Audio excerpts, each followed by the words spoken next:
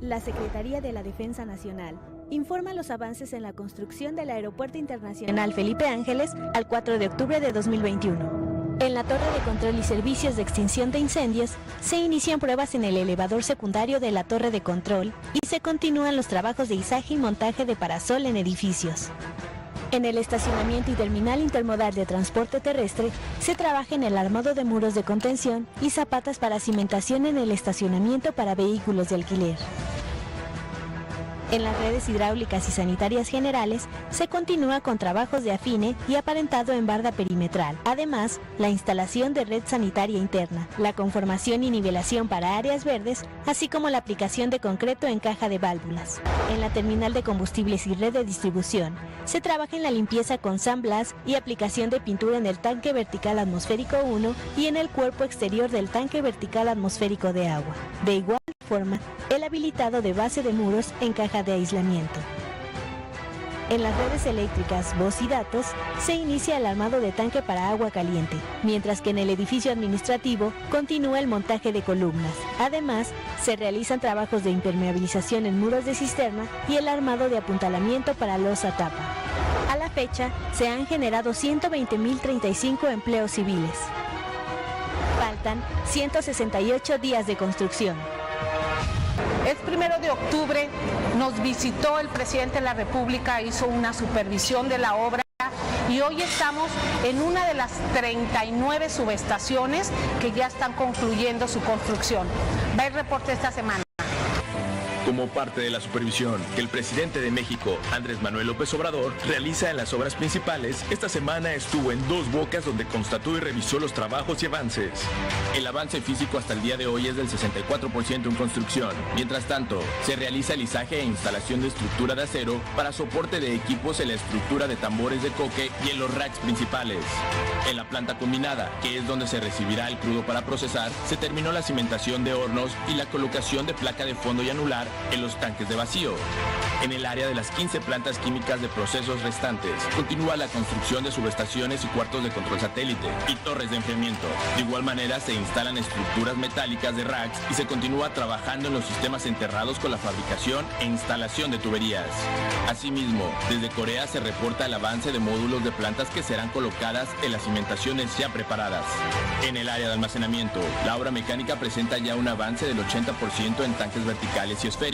En los tanques destinados a almacenar gasolina magna, se colocan los domos geodésicos y se colocan mochetas y tuberías de interconexión. En las 34 esferas de almacenamiento se realiza soldadura de hemisferios y polos, ya que estas almacenarán gas.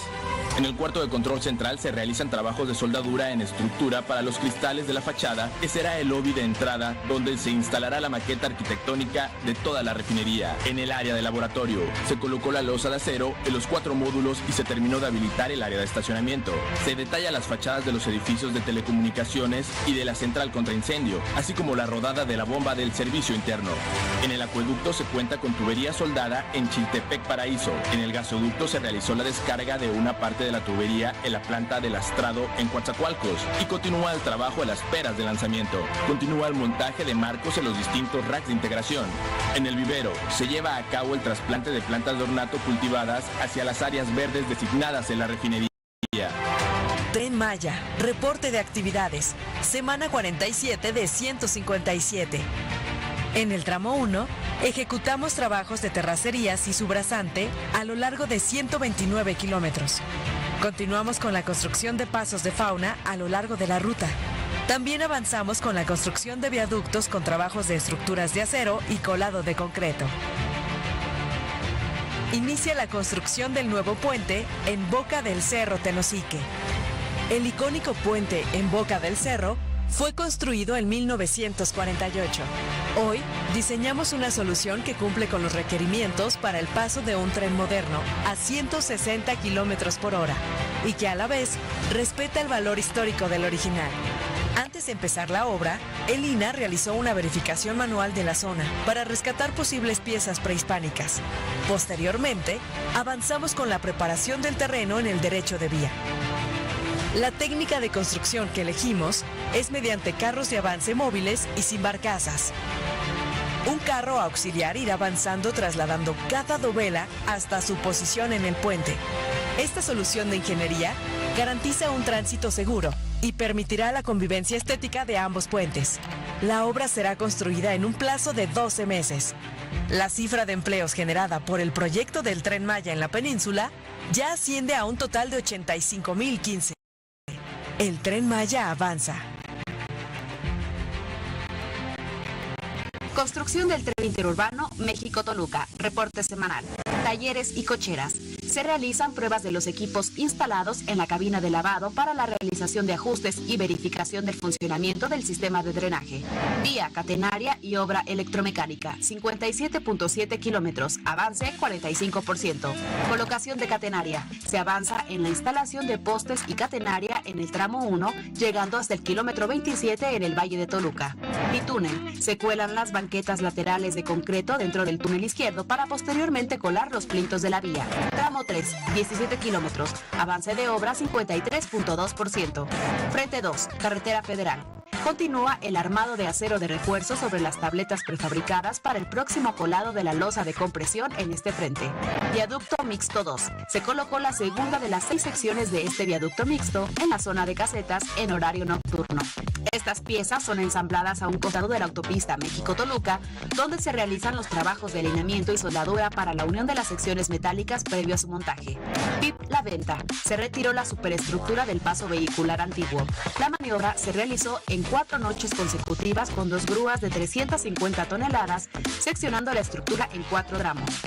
Arteaga y Salazar. Se continúa con la excavación del corte bajo la nueva vialidad para alcanzar la sección del proyecto necesaria para la operación del tren interurbano. Terminado el corte, se construirán estribos para recibir las traves de los viaductos en ambos lados de esta excavación. Hondonada Zagarpa. Se continúa con la construcción de las 2 columnas principales del viaducto en doble voladizo de 220 metros de claro total. Lanzadora de dovelas. Se inicia con el armado de las lanzadoras de dovelas prefabricadas de concreto. Paso de la presa Tacubaya. En coordinación con el Sistema de Aguas de la Ciudad de México, se continúa con el desasolve del vaso para el control de avenidas durante la época de lluvias. La Comisión Nacional del Agua informa los avances en la construcción de la presa de almacenamiento Santa María, Proyecto Baluarte, Presidio.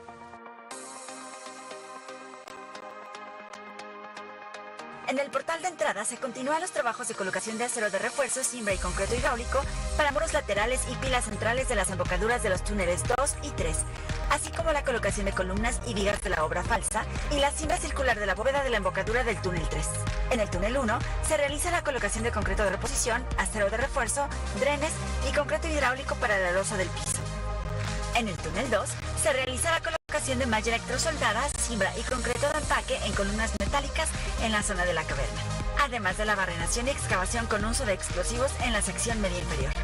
En los túneles 2 y 3 se continúa con la instalación de marcos y columnas metálicas, así como la perforación, colocación e inyección de anclas de fricción. Vertedor 1. En el canal de llamada se realiza la colocación de concreto lanzado, así como de anclas y drenes sobre los taludes. Y en el canal de descarga se llevan a cabo acciones de barrenado, excavación con uso de explosivos y balconeo de material en el talud izquierdo. Vertedor 2. En el canal de descarga se realizan trabajos de colocación de cimbra y acero de refuerzo y concreto en muros laterales, así como de cimbra y concreto en el muro de gravedad derecho.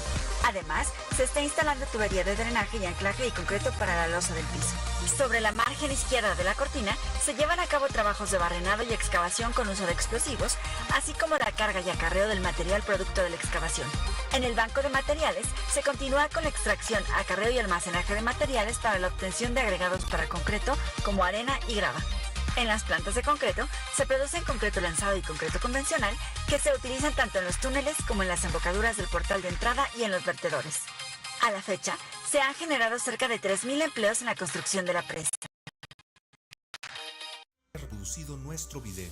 Te invitamos a que visites nuestras redes sociales y conozcas más sobre nuestros contenidos. El Umbral Digital MX.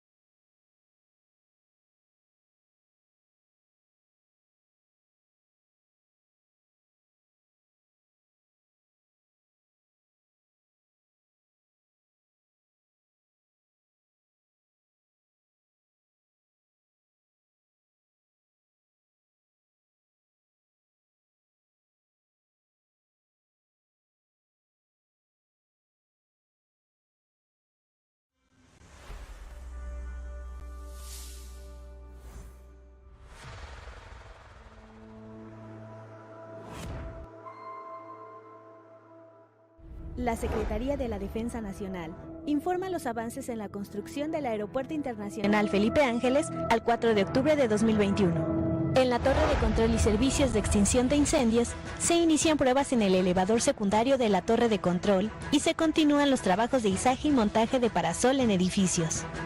En el estacionamiento y terminal intermodal de transporte terrestre se trabaja en el armado de muros de contención y zapatas para cimentación en el estacionamiento para vehículos de alquiler.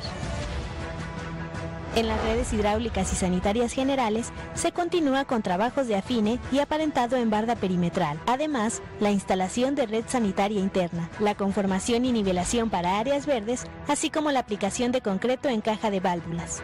En la terminal de combustibles y red de distribución, se trabaja en la limpieza con sandblast y aplicación de pintura en el tanque vertical atmosférico y cuerpo exterior del tanque vertical atmosférico de agua.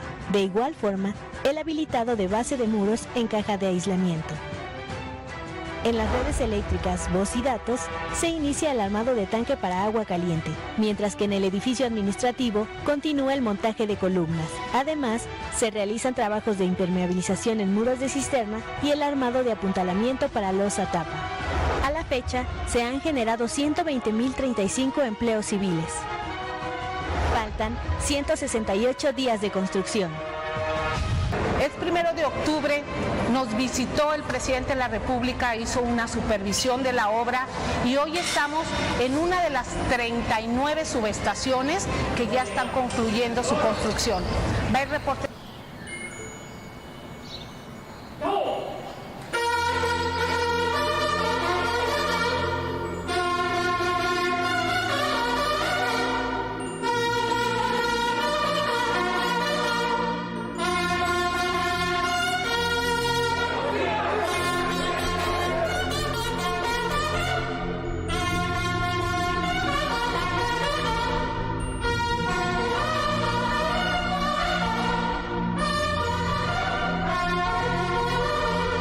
Vamos a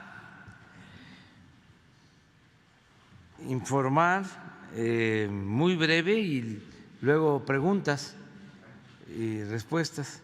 Nada más decirles que vamos a visitar Baja California, por eso no vamos a tardar mucho en la conferencia, porque tengo que salir temprano.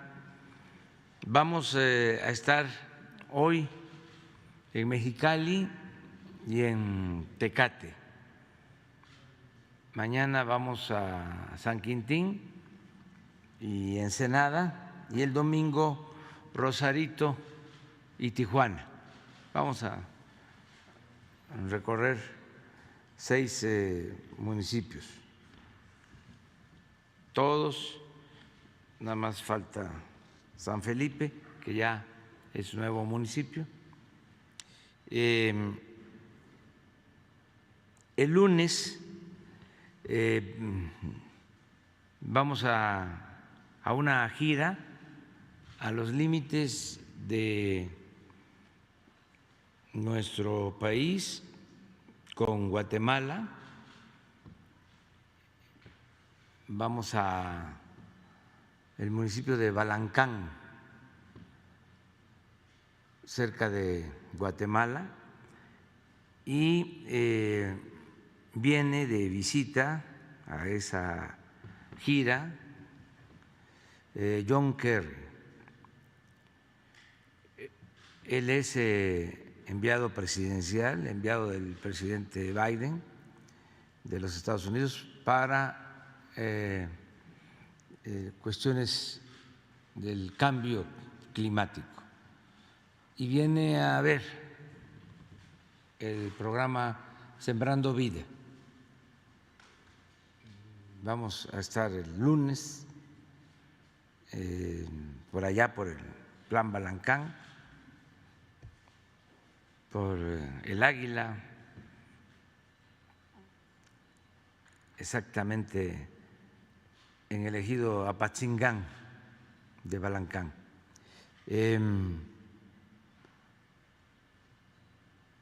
Sí va a haber en la mañana reunión de seguridad y conferencia, y luego nos vamos. Y el martes también vamos a estar aquí. Eso es básicamente lo que quería informarles. Quedó pendiente un compañero de ayer, Raúl Antonio, y con él empezamos.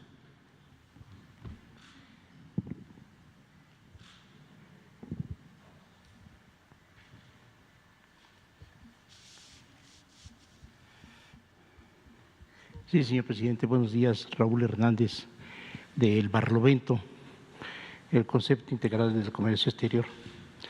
Señor presidente, el pasado 24 de septiembre, el portal, sin embargo, publicó una nota que decía: Veracruz, AMLO anula requisa de Carlos Salinas, firmada por Carlos Ravelo, según declaraciones del representante legal del Sindicato de Maniobristas, Alejandro Pulido Cueto, quien afirma la existencia de un acuerdo interinstitucional firmado por la Secretaría de Trabajo y Previsión Social, en el que se ordena devolver todos los bienes despojados a los trabajadores portuarios de 1991, así como la reposición de su fuente de trabajo en la zona portuaria de Veracruz.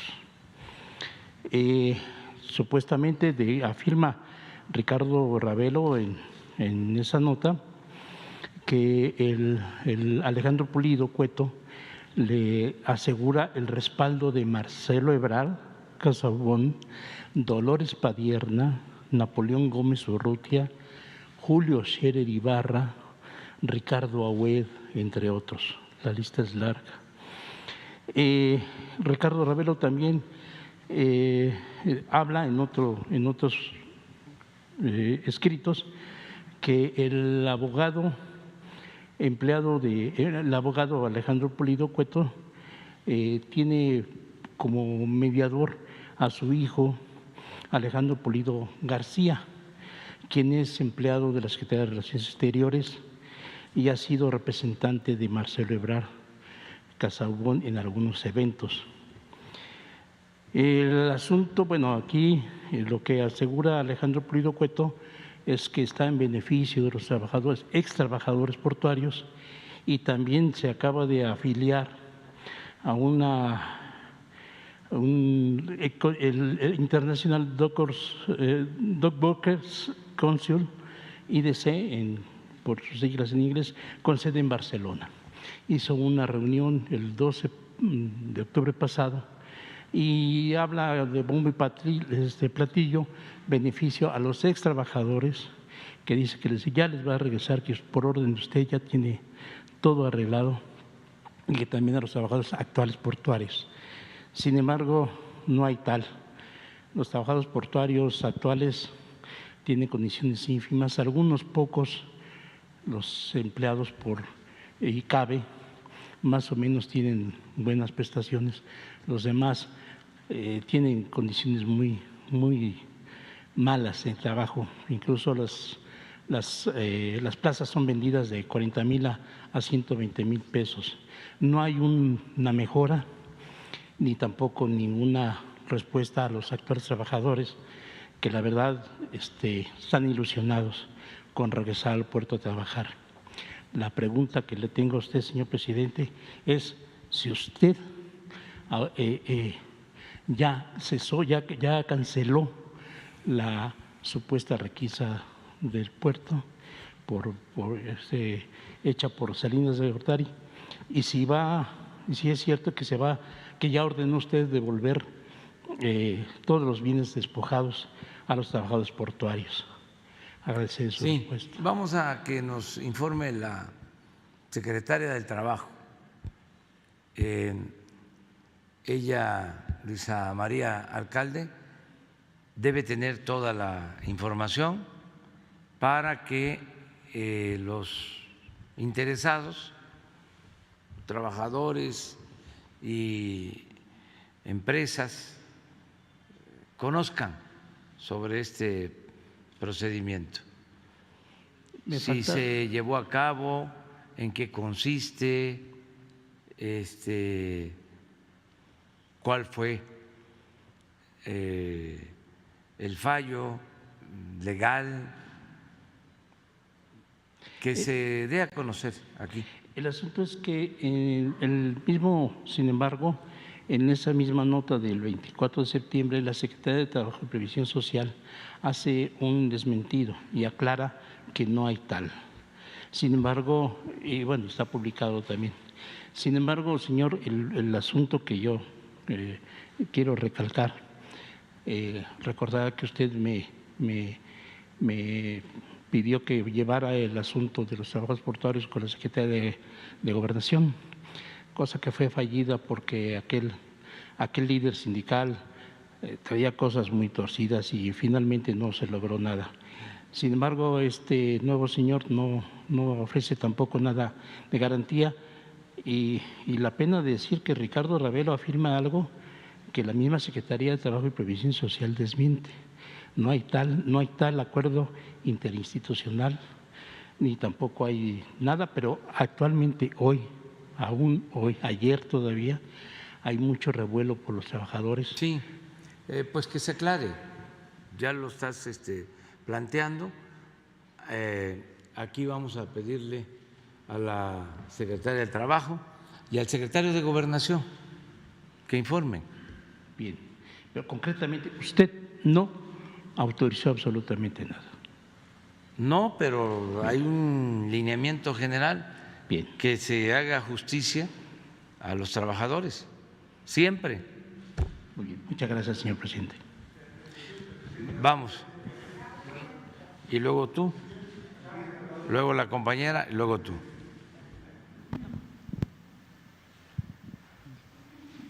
Buenos días, señor presidente. Buenos días a todas y a todos. Diego Elías Cedillo, de Tabasco Hoy, Campeche Hoy, Quintana Roo, Diario Basta en la Ciudad de México, del Grupo Cantón. Señor presidente, en días anteriores usted ha profundizado en lo que va a ser la reforma eléctrica para el país. Sin embargo, Grupo Cantón tuvo a bien sostener una conversación con el presidente de la Comisión de Energía en la Cámara de Diputados, el diputado Manuel Rodríguez, tabasqueño, en el cual pudimos constatar y se pudo dar a colación el dato que la transición energética se elevará a rango constitucional, que es lo que busca esta reforma. En consecuencia, presidente, bajo esta premisa me gustaría preguntarle dos cosas. La primera es si con esta transición energética se buscaría la migración de energías limpias y en qué tiempo. ¿Qué sería lo que le contestaría también a los detractores de su gobierno en atención a que esta reforma lo que busca es contaminar y crear plantas con combustibles fósiles, cuando con la reforma se está impulsando una transición energética? Y por su parte, si con la nacionalización del litio que tiene prevista la reforma eléctrica, usted estaría considerando paralelo a lo que en su momento fue el general Lázaro Cárdenas con la expropiación petrolera y el presidente Adolfo López Mateos, si no me equivoco, con la nacionalización de la industria eléctrica. Gracias, presidente. Sí, en primer lugar, la reforma se propone el que tengamos energía eléctrica, que no haya apagones, que se garantice la energía eléctrica a todos los usuarios y la energía eléctrica que se necesita para el desarrollo del país. Segundo, que no aumenten los precios. Tercero, es lograr el que no aumenten los precios, fortaleciendo a la Comisión Federal de Electricidad y haciendo a un lado a las empresas que solo son movidas por el afán de lucro y que hicieron jugosos negocios, actos de corrupción, porque se los permitieron los gobiernos neoliberales, al extremo de que terminaron los funcionarios del más alto nivel en esos gobiernos trabajando como empleados de las empresas extranjeras de la industria eléctrica, como empleados, secretario o secretaria de Energía, el expresidente Calderón, empleados de Iberdrola. ¿Qué más tiene esta propuesta de reforma eléctrica, de reforma constitucional?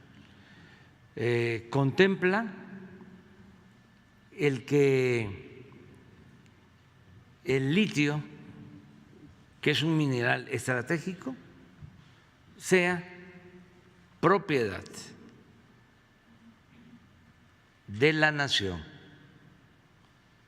que no pueda entregarse contratos ni concesiones a particulares y mucho menos a extranjeros.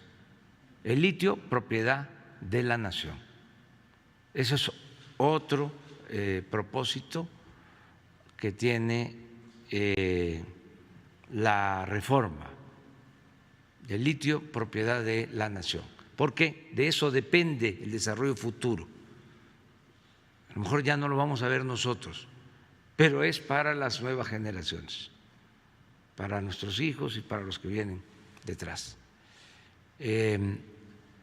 Y otra cuestión que contempla también la iniciativa que envié de reforma a la Constitución es la transición energética. En efecto, el que se vayan utilizando cada vez más energías limpias, no contaminantes, y que garanticemos esa transición de manera ordenada, pero no como un parapeto para beneficiar a hombres de negocios, para llamarlo amablemente, que realmente son delincuentes de cuello blanco, saqueadores, que engañaron con lo de las energías limpias para hacer negocios sucios.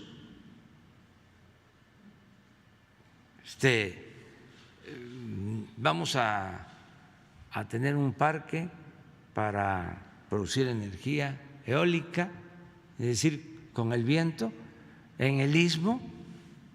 ¿Sí? Recibimos subsidios, ¿sí? No pagamos por la transmisión, le ponemos a cada ventilador, a cada torre, el nombre de OXXO, de Bimbo, somos socios y pagamos 3 veces menos que lo que paga una familia por la luz. Es decir, una tarifa más baja.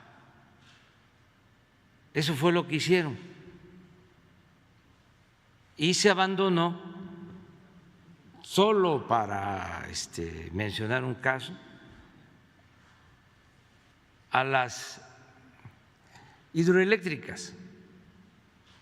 Se abandonó por completo a las hidroeléctricas. Es más, no se contemplaron como energía limpia. Imagínense eso, que la energía que se produce con agua no es energía limpia. Entonces, la iniciativa que estamos enviando es que se consideren las hidroeléctricas como energía limpia. ¿Y cómo se garantiza la transición hacia las energías limpias? Bueno, pues que tengan posibilidad de generar más energía las hidroeléctricas y estamos invirtiendo para modernizar 14 hidroeléctricas, cambiando turbinas y equipos para producir el doble de lo que se produce actualmente. Se produce el 9% de la energía con las hidroeléctricas, sin problemas.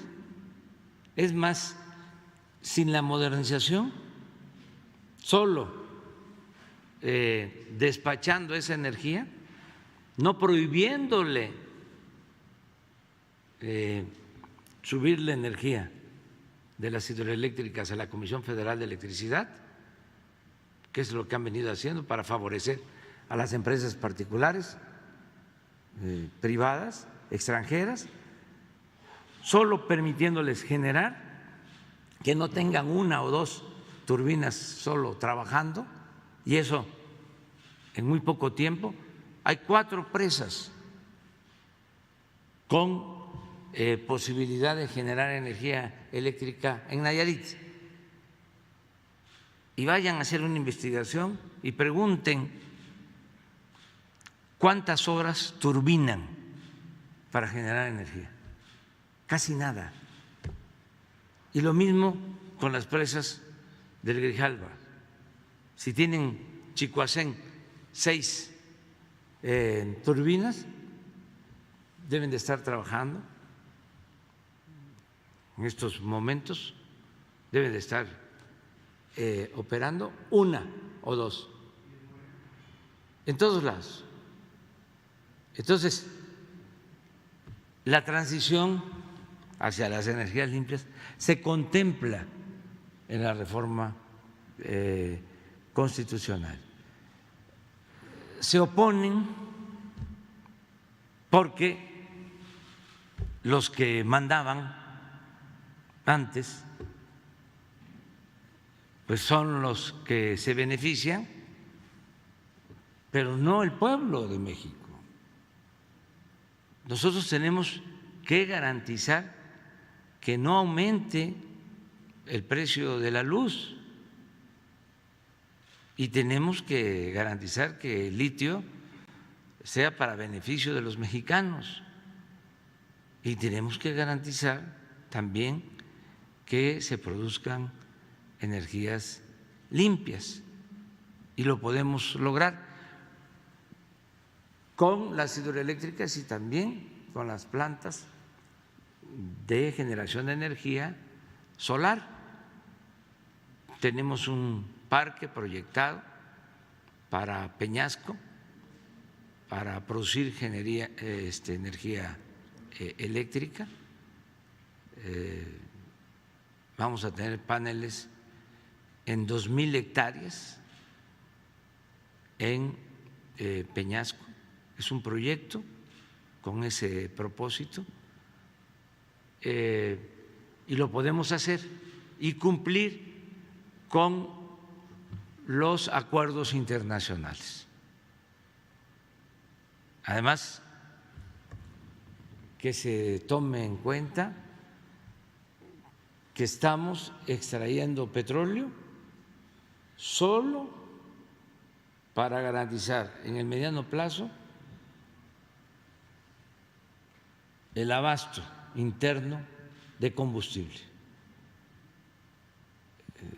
La política petrolera es no vender petróleo crudo, procesar toda nuestra materia prima, por eso la nueva refinería, por eso la adquisición de la refinería de Shell, por eso estamos modernizando las 6 refinerías que se tienen, por eso estamos construyendo una coquizadora en Tula, que se había quedado en el abandono, para los 2 millones de barriles que tenemos como límite producir, 2 millones, no más, ¿sí?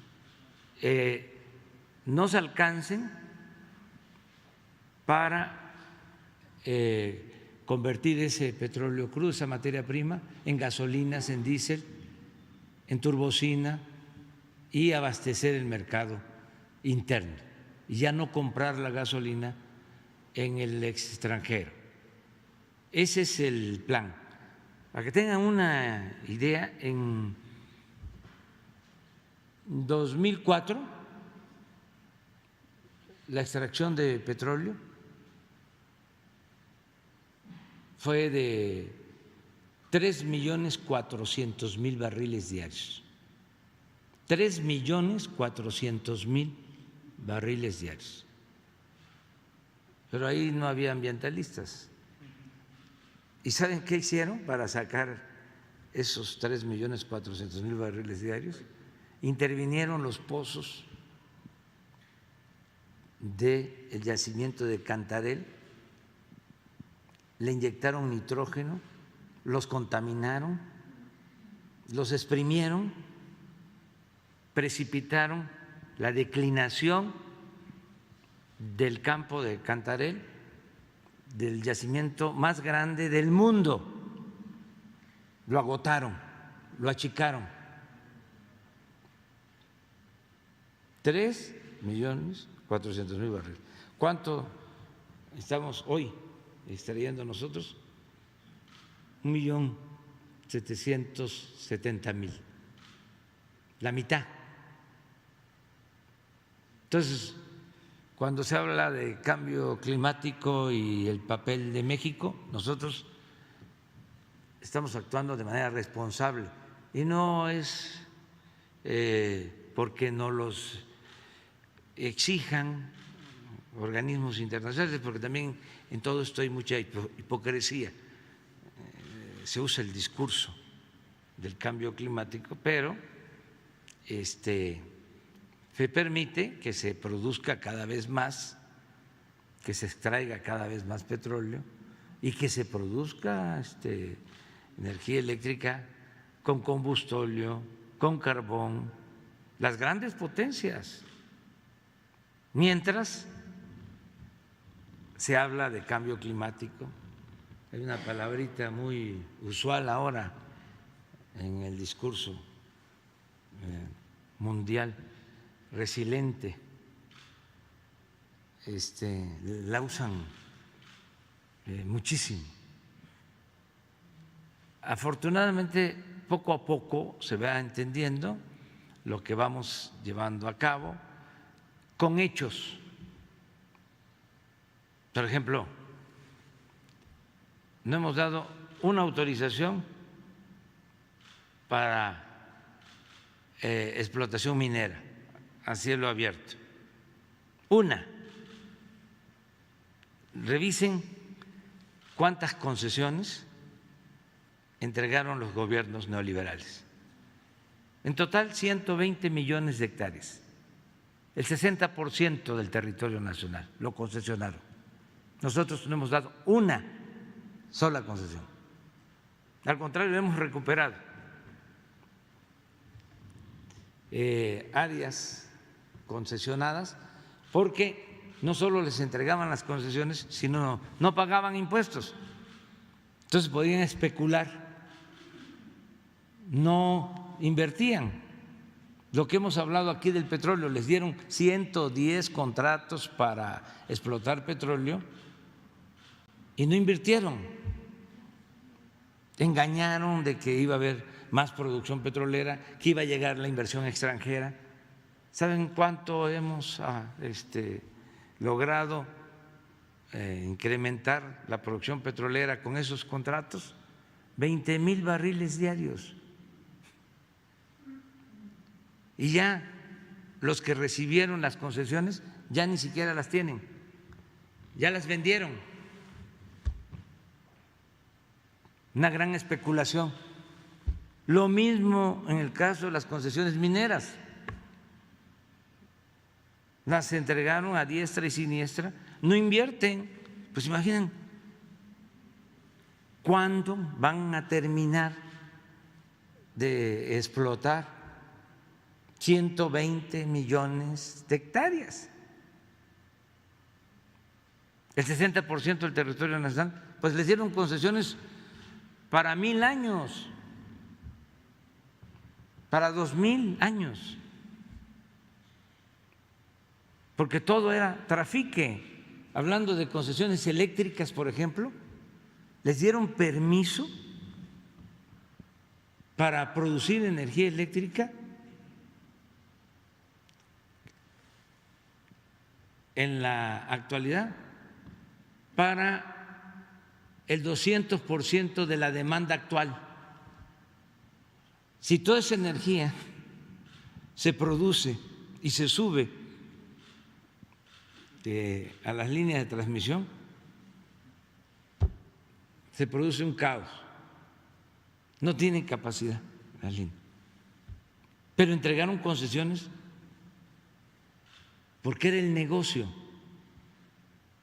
Entonces, a tu pregunta, en efecto, es poner orden en lo eléctrico, que el litio sea de la nación y conducir la transición energética para producir energía con bienes renovables. Precisando nada más la primera pregunta, presidente, en el tema del litio, ¿a usted le gustaría que en 50 o 60 años en los libros de historia de la Secretaría de Educación Pública, en el capítulo del 2018 al 2024, saliera que el presidente Andrés Manuel López Obrador fue la persona o el presidente que defendió el litio para todos los mexicanos, en paralelo a lo que le comentaba del presidente Lázaro Cárdenas? No, mire, yo admiro mucho a los héroes nacionales y son muy grandes, son gigantes. Hidalgo era un gigante,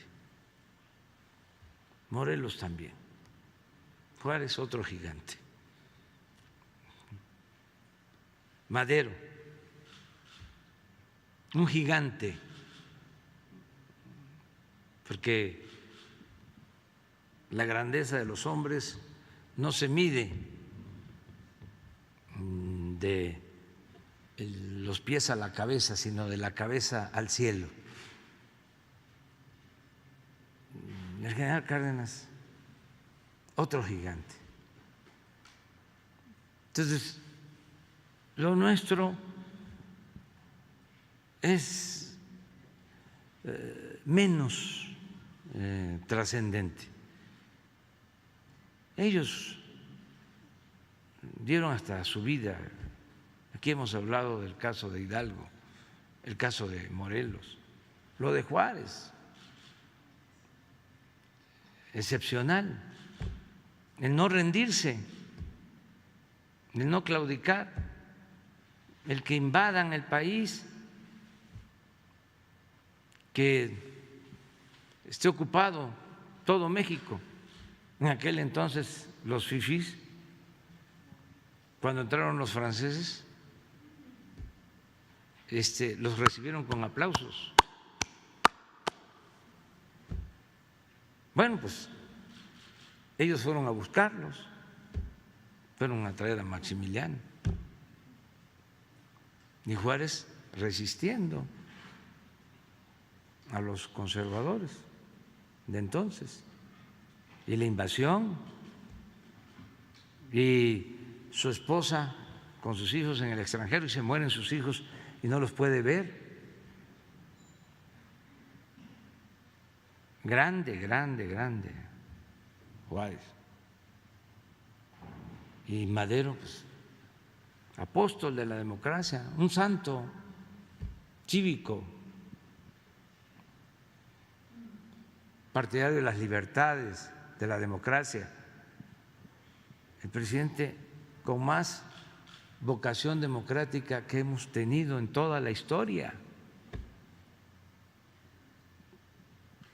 excepcional. También vilipendiado, atacado por la oligarquía, ahí hasta por el embajador de Estados Unidos, cuyo nombre es preferible olvidar, el peor embajador que ha habido de Estados Unidos en México, injerencista, padeciendo a una pandilla de rufianes, una prensa golpista,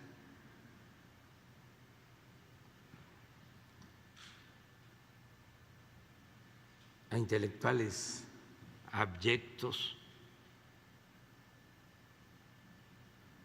y él resistiendo y actuando siempre de buena fe, porque era un hombre bueno, que no merecía lo que le hicieron. Ese es uno de los episodios más abominables de la historia política de México, el asesinato del presidente Madero y del vicepresidente Pino Suárez. Y el general Cárdenas también, muy grande. Por eso también lo cuestionaron mucho y él actuó con mucha prudencia.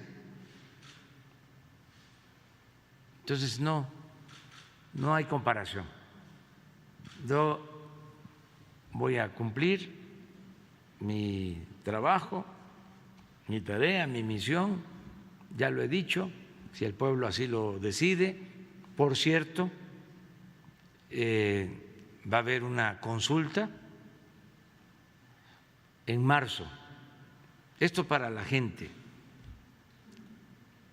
Enviamos nosotros una iniciativa de reforma constitucional para la aplicación en México del método de la revocación del mandato, así se le conoce.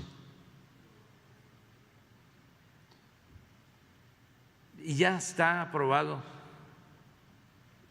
en la Constitución de que si los ciudadanos lo solicitan y se reúnen los requisitos, tiene que haber una consulta. Quedó a mitad del sexenio, ya está establecido. Si un presidente en el primer tramo no lo hace bien, los ciudadanos pueden reunir firmas y solicitar que se haga una consulta para preguntarle a los ciudadanos si el presidente debe continuar o renunciar. Así, nos costó mucho que los conservadores, porque yo creo que todavía no pierden las esperanzas de regresar, y no quisieran que existiera este mandato constitucional.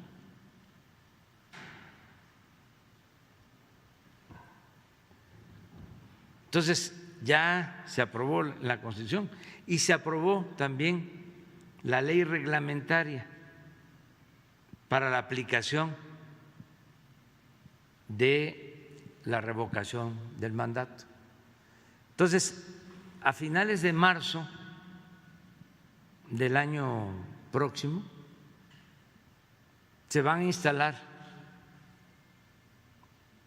mesas para la consulta y se va a entregar una boleta a todos los ciudadanos que participen, que vayan, y ahí se tiene que tachar si se quiere o no que continúe el presidente. Ahí el ciudadano ve la pregunta: ¿quieres que siga? Palabras más, palabras menos, o no. Además, de aquí a marzo se va a conocer bien la pregunta y no va a haber ninguna duda porque unos van a estar por el sí y otros por el no. ¿Sí o no? Así. No hay, tal vez, lo voy a pensar, no hay término medio. ¿Es sí o no? Es muy sencillo. Es muy sencillo. Entonces, ¿qué está sucediendo? ¿Por qué también trato el tema? Porque de manera increíble, hasta surrealista, los conservadores no quieren la consulta. Venían diciendo que querían que yo me fuera.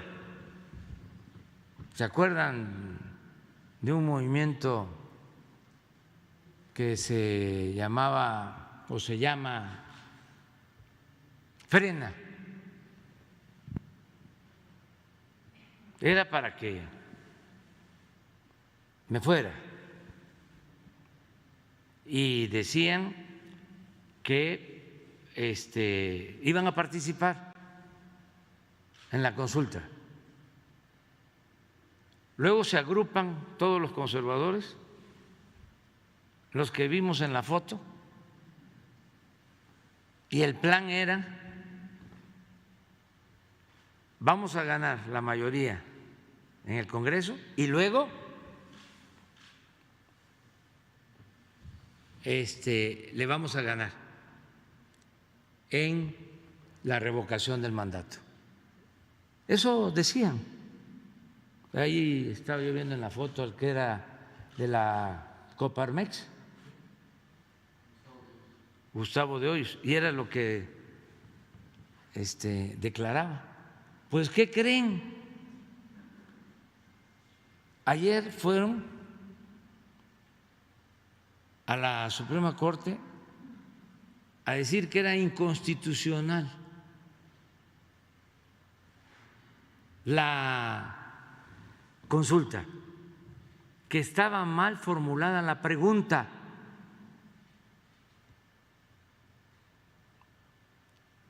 ¿Qué es lo que están haciendo? Simulando. Primero, es una incongruencia que quienes se dicen demócratas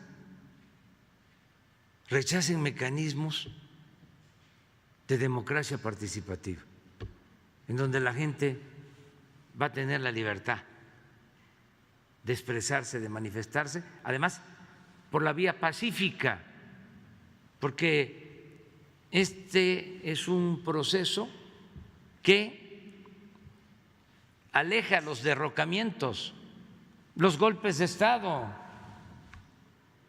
el autoritarismo, y permite dirimir nuestras diferencias con el método democrático y escuchando al pueblo, porque la voz del pueblo es la voz de Dios y la voz de la historia. Entonces, permíteme, sí te vamos a dar la palabra, pero espérate.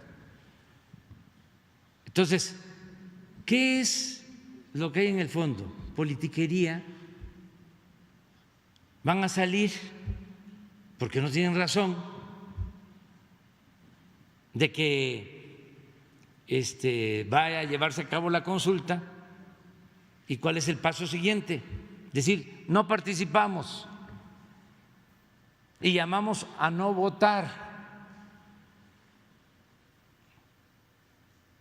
Que nadie participe, porque creen que los ciudadanos son borregos. Les van a decir,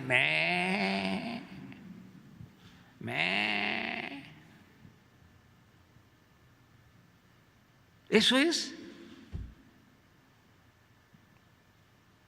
Entonces, es importante que se sepa que se van a llevar a cabo estos procesos y que no hace falta estar insultando ahí, que los ciudadanos decidan libremente.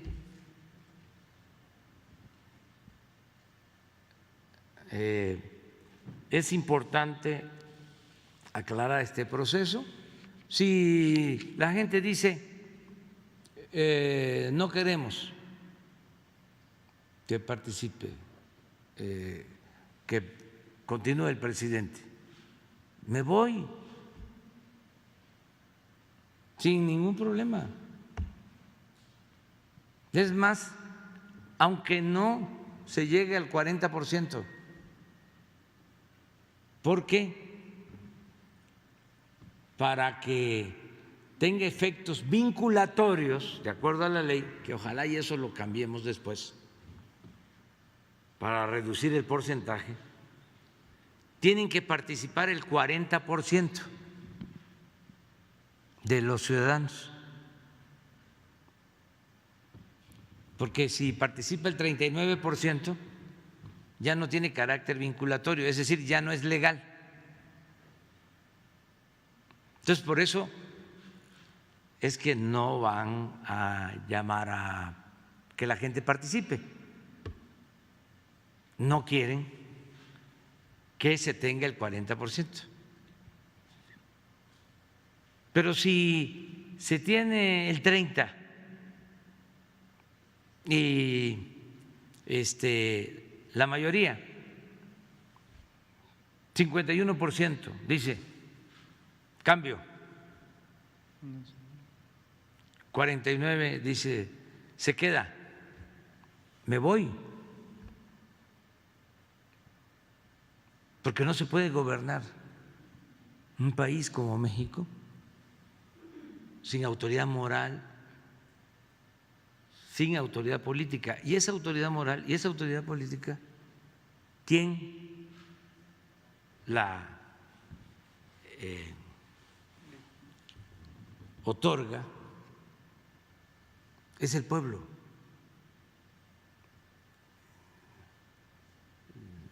El poder dimana del pueblo. Entonces, vamos a la consulta.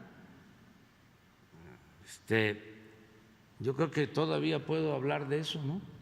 Porque después me lo van a impedir. Entonces vamos a aprovechar para dar toda la información, porque luego no informan los del INE y los medios tampoco. Entonces, va a haber esta consulta y todos a participar, aun cuando no quieran que yo continúe, pero hay que participar. Es el método democrático lo que está de por medio. Entonces, pedirles a todos que participen y aquí vamos a ir pues dando a conocer, hasta donde lo permite el INE, cuáles son las marrullerías del bloque conservador. Presidente, si me permite, con base en lo que comenta, en esta semana publicamos en la columna Arreando el Elefante, que se publica en todos los medios del Grupo Cantón, que esta iniciativa impulsada por la senadora Mónica Fernández Balboa ya ha sido aprobada por el Congreso, etcétera. Sin embargo, el INE no ha querido aplicarlo o ha tenido ciertas aristas en la aplicación de la revocación de mandato. ¿Por qué? Porque el INE solo tiene planeado que esta revocación se lleve a cabo mediante una tipo app de celular, una aplicación de tu celular o votación digital. Y estaba esta premisa o este factor de que no se lleve a cabo de manera física. En consecuencia, presidente, mi segundo planteamiento sería, ¿cuál sería el mensaje que usted le enviaría al INE ante esta falta de cooperación que quiere hacer para que no se lleve a cabo la consulta, y si el INE no quiere realizar el ejercicio democrático para fortalecer, valga la redundancia, la democracia en el país, ¿cuándo se podría llevar a cabo esta reforma electoral que usted había planteado anteriormente y que hoy, con la llegada del secretario de Gobernación, Adán Augusto, una vez aprobada la reforma eléctrica, se pudiera ya consolidar ante las elecciones venideras que vendrán en los siguientes años? Gracias, presidente. Sí, pues hay que esperar a ver qué resuelve el INE. Tienen ellos que dar facilidades a los ciudadanos, es su deber, para que puedan los ciudadanos participar, acercar las mesas a donde vive la gente, informar, dar a conocer la pregunta, por qué van unos al sí, por qué van unos al no. Es muy sencillo. Si quieres que continúe, marca, creo que sí, ¿no? ¿Sí? Si no quieres, no. Entonces ya los que no quieran que yo continúe, es no. No hace falta ni siquiera leer mucho, es ir, le van a dar la boleta y va a estar sí, no. Entonces es no, vámonos. Sí, es sencillo. Entonces, no sé por qué no quieren los conservadores, le tienen miedo al pueblo.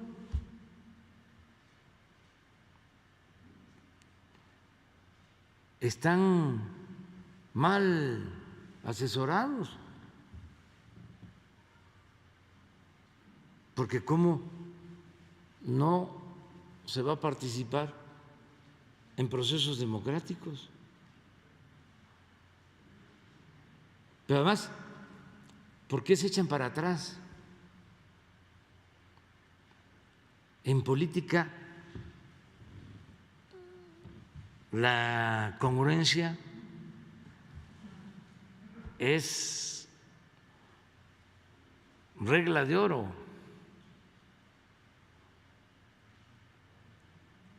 No se puede decir una cosa y luego hacer otra.